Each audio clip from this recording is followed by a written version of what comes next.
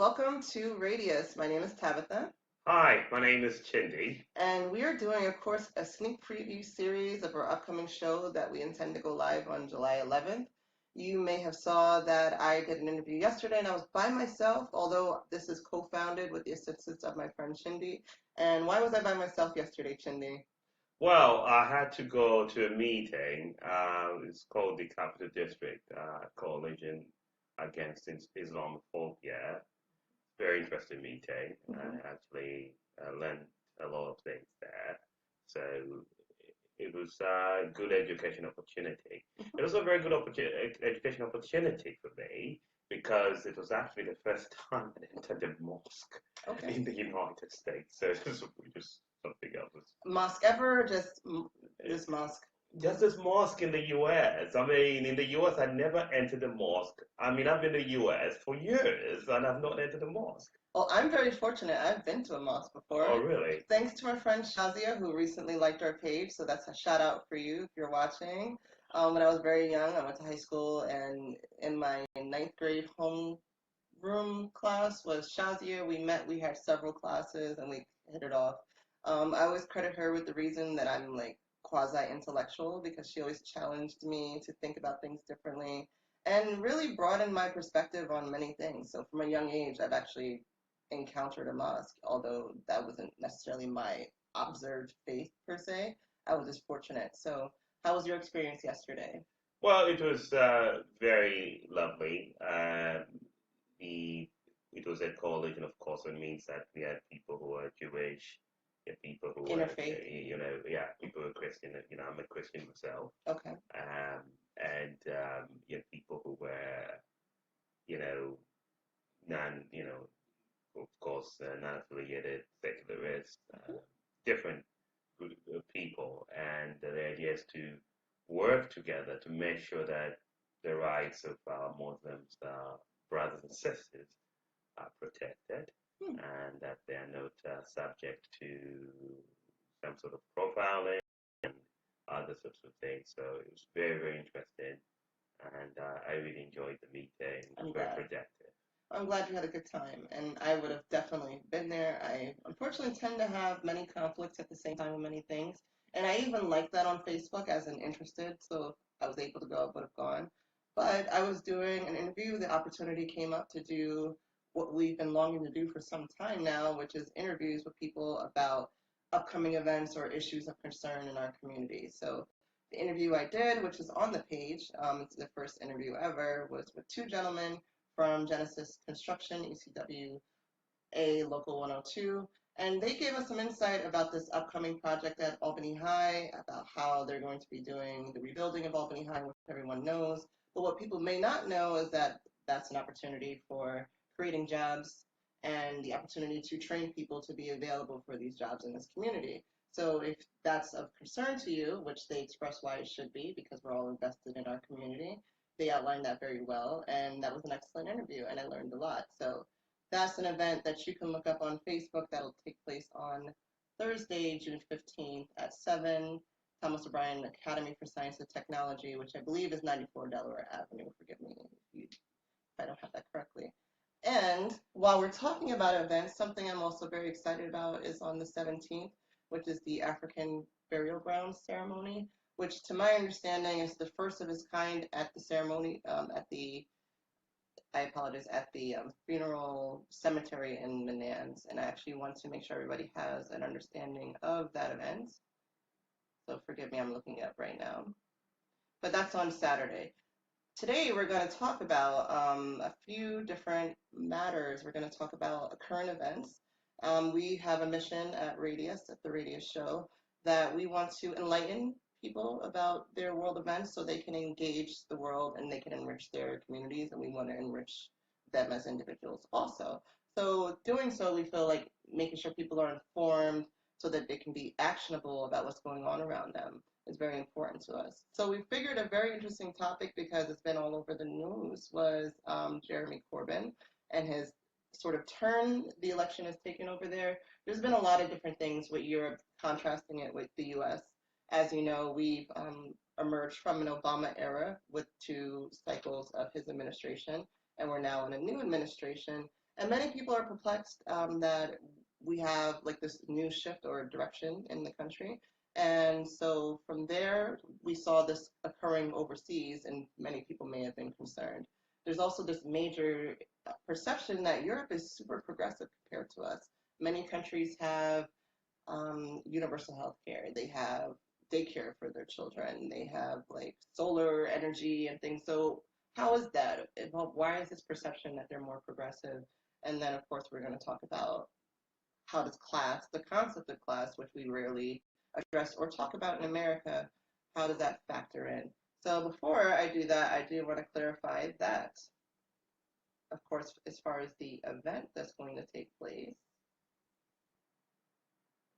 You do not there going to be ceremonies there? it is going to be a ceremony, so That's that's very, why it's very interesting because want to raise it's awareness about it. very interesting. So, if you want to attend the African Burial Ground dedication ceremony, you can join a bus pickup between 9 and 9:45 a.m. near the corner of Clinton and Lark in Albany. And ultimately, we are going to pay respects to this group of people from African descent that were, of course, slaves on this to this particular family and give them an African burial dedication ceremony, which I feel this is our community is ripe for an event like this. It's a cultural competent kind of event, and it's something that I think will be a good thing to jump off the summer and get people kind of enthralled and engaged with this dialogue about our past and what our rights and culture and things of that nature will be. However, so I wanted to clarify that it's June 17th. It's accompanying actually the opening of Flash Memory at the Linda at 6 p.m. But between 10:30 and noon is the African Burial Ground dedication, and you can of course look that up on Facebook, and we can even put it in the comments. So let's get back to the U.S. versus the U.K. in terms of politics. We can brief our audience that you are well versed in political science. You study political science. You also have lived many places overseas, so you have like an international, broad perspective of things. You see things from our view, but you also see it from the perspective of having resided in many different places over time. So, as far as Jeremy Corbyn and the discussion that we're having right now, or we see the discussions in the news, can you clarify for that or enlighten us to what that, why is that of significance? Well, the reason why it was of extreme significance is because there was a question: what happened in America? Was that going to transfer to Europe? Mm-hmm. That's the first question that had to be asked. It has been no in Austria. It's been no in the Netherlands. It's been no in France, and it's now no in England. And it's going to be probably a definite no. I would bet on that one in Germany as well, even though they have not had the elections yet. So you're saying that there's this emerging trend of what would we call that, a right wing perspective that was taking hold with this upcoming election cycle? Yes, I think there was a lot of right-wing groups in Europe who were very excited about the rise of Trump, and so they thought that they could transfer that to Europe. And what they were mistaken is that there's a huge difference in culture between the United States and most of Europe.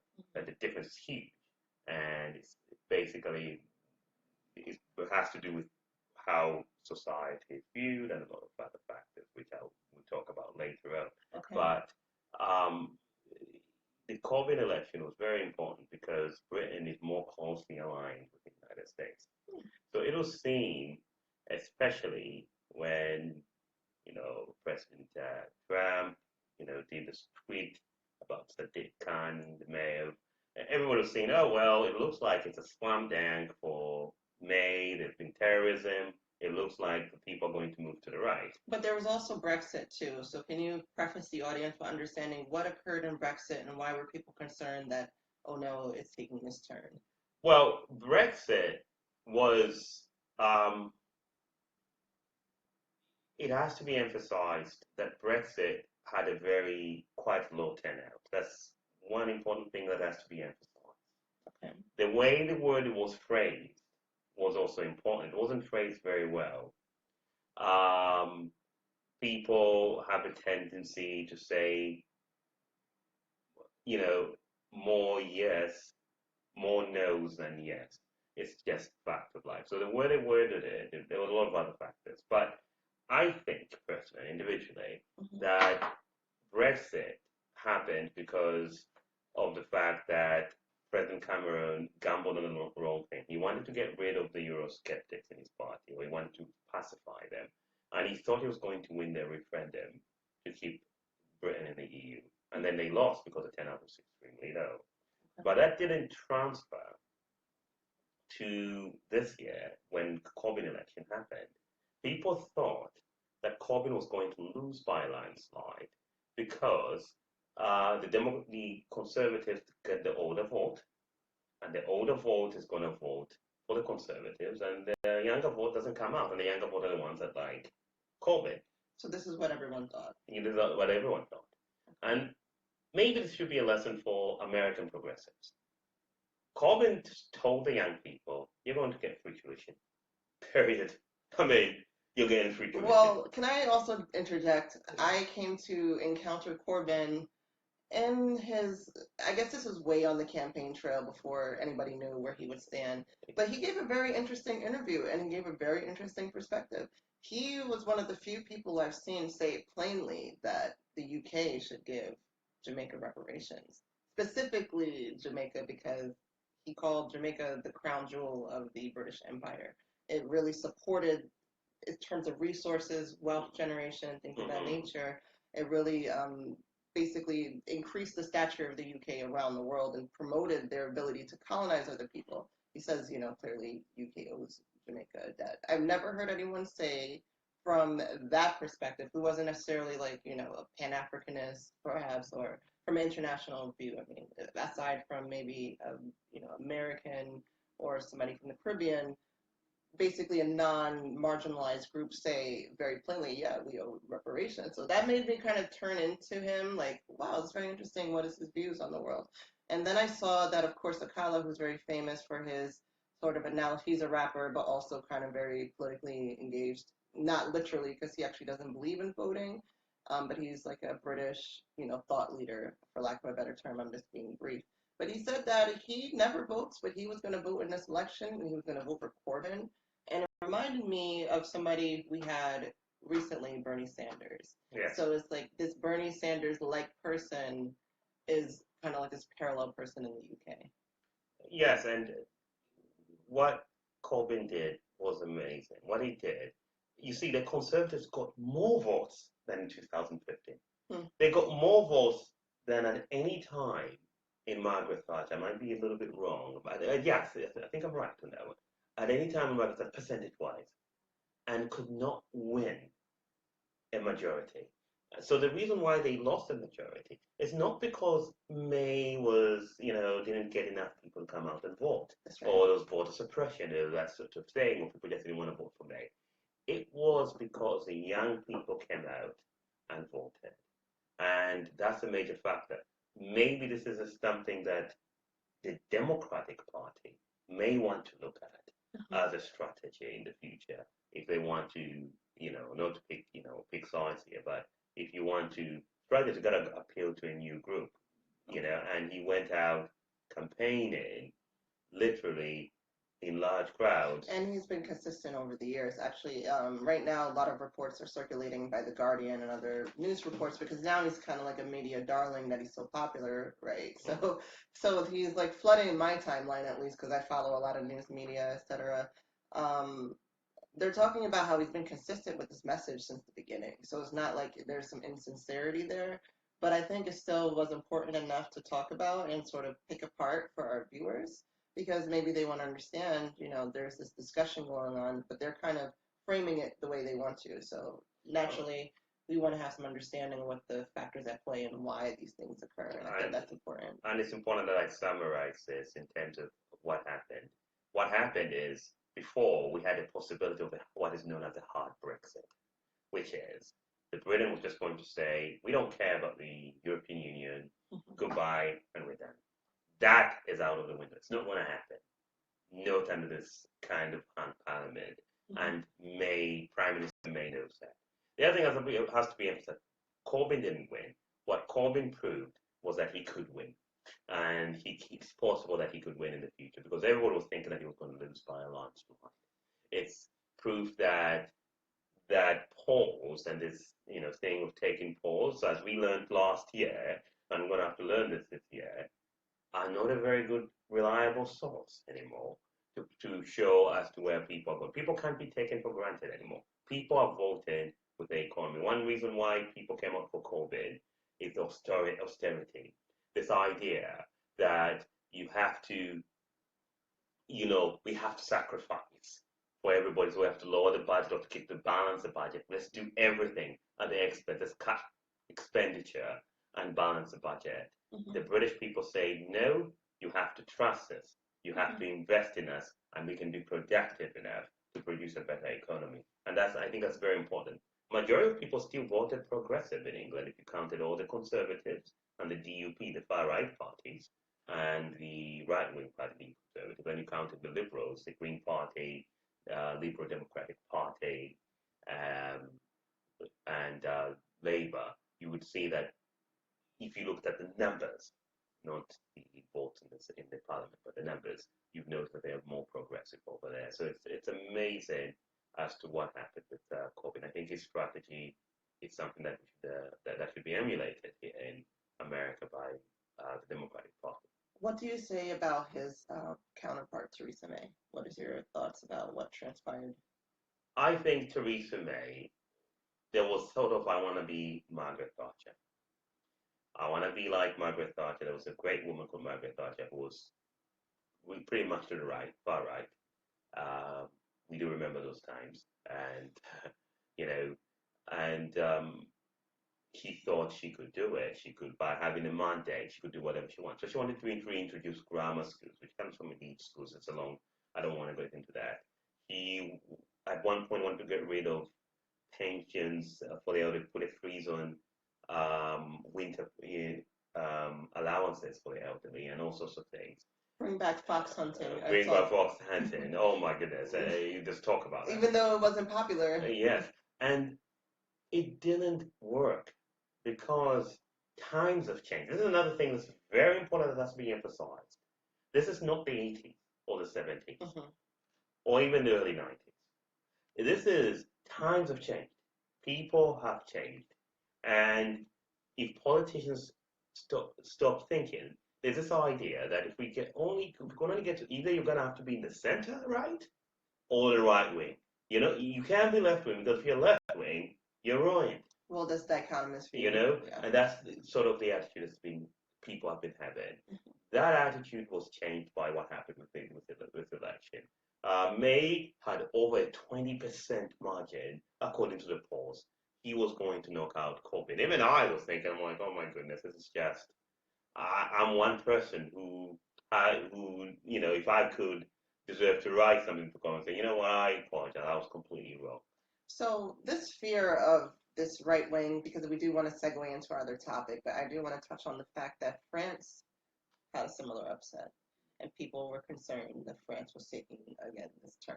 Not that, I mean, if it did, it did, but it's just basically this was the dialogue leading up that, okay, are they mimicking what's going on domestically? Is it taking root and spreading, throughout the world, this viewpoint that shall remain nameless? I don't know what to even summarize it as. It's right wing, super, I mean, I don't know how to describe it. It's kind of interesting, but we knew everybody was kind of on the same page as this what's going on, and yet again there was an upset there also. Yes, but if you notice what is happening is whereas here in America people sometimes are even going out having all these sort of crazy rallies, which I don't want to go into detail, but it's not what we discussed it. In Europe, even Marine Le Pen was trying to be nationalist, but trying to be a little bit more inclusive. It didn't work because she's too nationalist. She's still a little bit more xenophobic. But what's happening is Europe has become so progressive that if you are going to be a far right wing, people are just not going to even listen to you. Everyone's thinking a joke. Oh, they won't listen. And I think the other thing is this whole historical experience. I think Europeans understand what it means when you allow the far right to get into power. So they have not done Is that. this seen as an antiquated view on the world and not realistic or something of that nature? Yes, they understand the realism, and so when they had to pick between Macron in France and Marine Le Pen, it was clear who they were going to pick. It was Macron. They were never going to pick Marine Le Pen, and I think it was obvious. And now she's even lost the parliamentary election. Apparently, she thought she would do extremely well there. Maybe she'll become the largest opposition. But no, I think she looks like she might even be losing seats. I don't even know whether she won the seat herself, but that's basically what's happening is that it's showing that Europe is quite different from the United States, and we shouldn't read too much into what's happening in Europe and say, "Oh, that's what it happened in the U.S., so it can happen here." People took Brexit too far.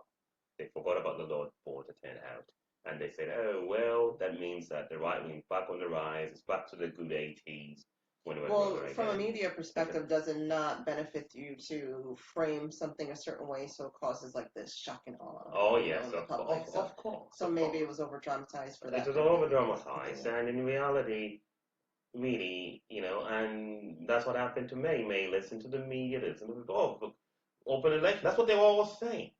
Corbyn is going to get knocked out. Now they're all saying, they're all laughing. And they turn against you all the time. I mean, I do feel sorry for Theresa May. I hate to say it, I do. I really do. Well, you're very Because, compassionate. no, seriously. And I'll tell you why. Because the same media supported her. They say she should have an open election. Most of them did. Now they're saying that she was wrong in standing for election. The way she campaigned, the way she did. No. Theresa May won a larger amount of votes than any other conservative, including Margaret Thatcher. And yet, percentage-wise, by the way, I'm not talking about numbers, percentage-wise, because numbers, of course, there's a large population, percentage-wise. However, there's guys in the media saying, "Oh no, she ran a bad campaign." No, it's not that. It's that Corbyn was just a really good campaigner. He got the young people out. Just admit it. The media was wrong about it, but they don't want to admit they're wrong. They want to say, "Oh, Theresa May is wrong."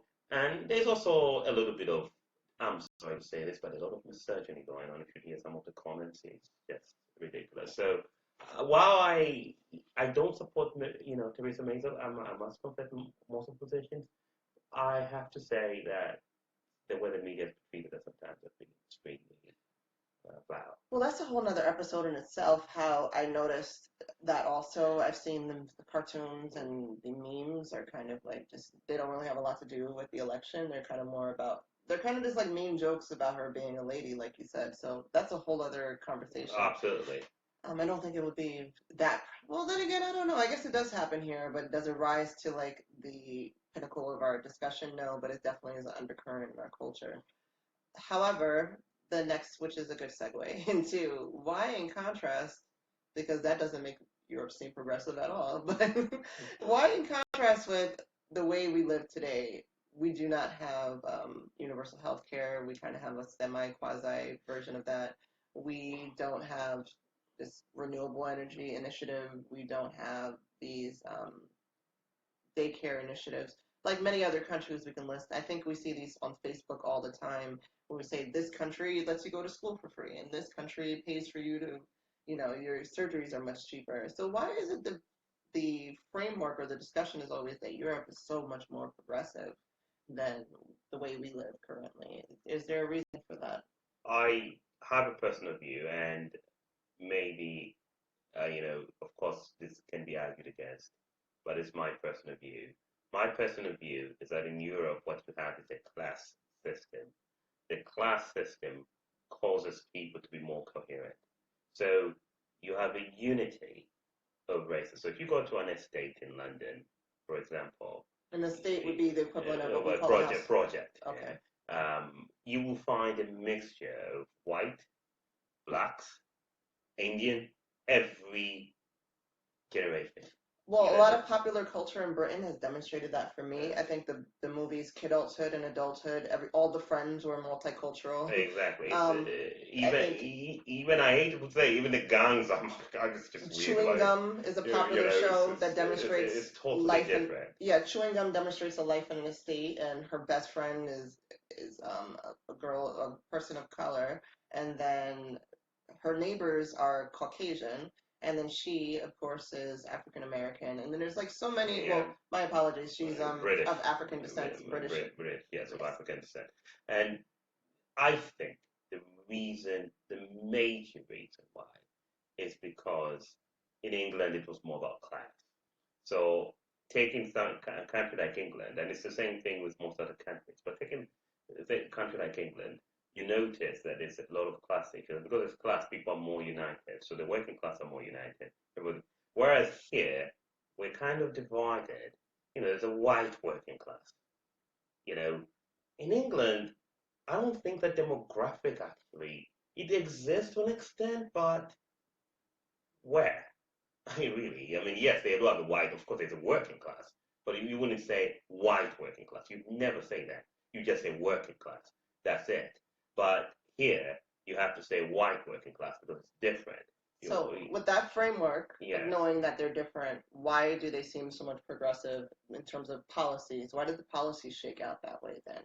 The reason why policies check out that way is that once you discover it's a class issue, then people are more likely to demand more equitable treatment. They're more likely to demand universal health care because universal health care benefits, let's face it, the poor, the working class, mostly, and the lower middle class. So it benefits those groups of people. So those people are likely to come together and ask for that. Here in America, because we're divided into these, we don't have a real big problem of class, but we have a big problem of racism, Racial racial segregation discrimination. and And so discrimination. it's easy for any party that is determined to keep the status quo to just say, we're going to play a divide and conquer, So thus we you don't know, get things like universal health care, you know, it's very amazing. I was watching a campaign by Bernie Sanders in the South, in America, and I noticed that a lot of Southerners, a lot of Southerners who voted for the Republican Party wanted universal health care. This is, I think it's on TV. You can Google it. It's there. It was a town hall meeting. They wanted universal health care. Almost 100% of them voted for Trump. When who voted? They all voted for Trump. They all voted for the Republican Party, not just Trump, but the Republican Party. And they came out and they said, we want universal health care. Not that the Democrats, though the Democrats are not for universal, let's make that clear, not now. They don't have that policy. Only Bernie Sanders is talking about it. But the issue was, how does that compare to Europe, where not even Winston Churchill, as conservative as he was, would dare remove universal health care when it was made legal in England. And it was way back in 1949. And we're in the year 2000, what, 17, is it? And we still don't have it. It's And this is not to assert that Europe does not have their racial issues. all they did. And we're not trying to make also the fact that other countries are more progressive than us because we have racial issues. Is more so, why is it so? And what we're learning or observing at this time is that basically the unity among what we would call like the proletariat or the sans culotte, what they call working class, which sometimes in our country we would have to actually say working poor. I don't like the term low income because that has nothing to do with what your income is. So unfortunately, it's really a lot of different circumstances that come about whether you're low income. You could have been previously high income, for example. So I mean, these labels are something else. But the long and short of it is that in Europe there was a lot more progressive change done because these groups in the different classes unified, regardless of race, is what I'm understanding. They're more unified, and they're more unified than we are. Let's face it. I mean, it's just a reality. They're more unified. There are certain things you cannot take Well, their TV definitely looks different than our TV. When I watch shows like Bend It Like Beckham, all types of different friends again. And I'm not saying America doesn't do that, but America does it like when you watch TV, I feel like the diversity is very like we picked this person and we put her in because we needed somebody here. Whereas when you look at these European movies that I described, another one is Top Boy. What else have I seen? There was another one back in the day. I can't think of it now. Another Hood. Everybody was a different race. There was even a white guy from Spain in another hood. It just, to me, it looked like it was just depicting depicting their everyday life. Like, this is what our life looks like. Yes, there's a store owned by a Middle Eastern man, but yes, there's also an African store owned by an African guy. And everybody's just living in their neighborhood, and there's kind of like you said, social cohesion. We're all here, we're all at this level. And then so that you're saying shakes out to the ability to bargain for greater things in your society that would benefit everybody. Yes, and the issue is different. It's more of a different classes can unite together to oppose the elites. Um, we all know about the fall of Margaret Thatcher. The fall of Margaret Thatcher was the poor tax. The poor tax on everybody, and the middle class united with the working class to oppose her, and so bad that eventually she was removed, and the poor tax was scrapped from the conservative government. It's one thing that has to be learned from that is that there's more unity of cohesion. Like things like school, a lot of Europeans believe that school should be free, period. And the reason is accessibility. They believe that if people go to school, that's the only way they can access and get into a higher class. Whereas here in America, there's sort of a sense of, hey, you gotta work hard. I worked 2 jobs to pay for my school, so I want you to do the same thing. Not realizing that, it's all about. You can work a million jobs and still not be able to Yeah, overcome your circumstances. exactly. The job is actually the most conducive thing is if you weren't working at all while you're in school. That's the Exactly. reality. Exactly. And that's a whole other discussion, I guess. But yeah, people who say you should work and etc. I mean, really, in reality, if we think about the way the origin of the education system, how it turned out with colleges and things, it was unheard of for people to be working while they're doing these things. And now somehow our culture is just urging people to work harder, and that's a challenge. And then also school is designed. We listened to a Harvard Business Review, ironically, podcast about class consciousness, and it was that famous article that went around shortly after Trump was elected that explained why people are so blind to the issues and concerns of what people have started to call the white working class for some reason. However, they alluded to the fact that if school's not even designed if you have a child, if you're married, if you have a family, it's sort of like a greater hardship for you. So yet we're creating situations where people have the greatest barriers to success. You should just go to school when you're 18 and you're single, that kind of thing. It's interesting. Don't want to go off on too much of a tangent, Yes, and which is a geometric term that we get to use because our show's yes, called and Radius. I think, to me personally, it's once you remove a class issue. In America, they did very well. They removed the problem of class pretty well, not completely, of course, but pretty well. They did a pretty good job. They removed it off. Let's face it. In England, there's more class issues than there is here. However, by removing the class issue, there was a new problem now, which is now we're stratified according to race, and this is my personal view that people. I don't think it's a personal view. I think it's a well documented thing. And so we're stratified according to race. So if if you're in Europe, most parts of Europe, and you're dark skinned, but you happen to belong to a higher class, it's very easy for people to think you belong to a higher class just by the way you behave and you speak. In England, it's usually how you speak, and some other countries may be different. But you know, when you look at the United States, what you're seeing is, as LeBron James said, no matter how rich you are, you're still black in America. And the point is, it shifts to the race issue. So my view is, you know, one problem becomes another problem. So now with the shift from a class issue into a more of a race slash discrimination, ethnic discrimination sort of thing. So, You know why I'm smiling is because we've gone on for 34 minutes, and this was supposed to be a sneak preview, and yeah, kind of, but it's hard to cover everything we have to cover. yeah, So definitely. we had a good conversation, and it was very relevant to current events, which is our goal Yeah, to enlighten people and give people another stream of information outside of the mainstream media, because currently I don't really watch TV news unless I encounter it at like a place where I'm standing in line and there's news on. I really kind of incorporate a lot of my news from websites that I'm following on social media, such as Okay. routers and things of that nature, and also just kind of drafting from.